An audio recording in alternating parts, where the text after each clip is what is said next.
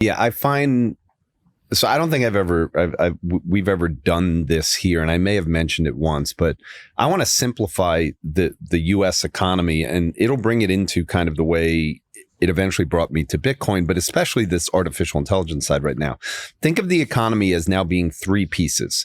It's the industrial economy, which is filled with debt and is growing very, very slowly. We've been weaning off manufacturing jobs. We've exported or we've imported everything. We don't make anything. And that part has a lot of the people that support Trump in it. You've got the digital economy, not as many workers, no debt. That one's growing rapidly. And then you have this other economy that was created to balance out the decline in the industrial economy, which is the government economy. The government economy is massive. Anyone who wants to sit here and nitpick about whether this is possibly going to, debt to GDP in this country has been going higher consistently since the computer came in and the digital economy started to go. The reason Bitcoin is so important in this conversation and bridges the two is because that government economy cannot shrink.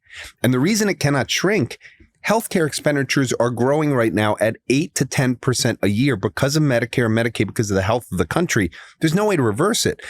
And almost 2 million people over the last year have started collecting Social Security benefits. Some of that is demographics. Some of that is just the fear now over the economy. Regardless of any way you want to go through it, what we found out is we tried to do something to balance the deficit. The debt to GDP is not going away. So the only parts about this that people should think about, are we going to grow? Yes, I believe this is a growth package.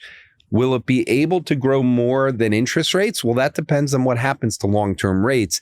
I just think at this point, we're going to have a normalization of rates. The pressure is going to be on long-term rates to move higher, not lower. And even if they stay right around the same area, which is pretty much a good thing for equities, it's not a good thing for fixing the deficit and the budgets. They can play around with all the numbers. The reality is this has been going on for a long time, and the government cannot be shrunk because the voters don't want the government to shrink. And that's what we found out with this bill. So Q1, we had negative GDP.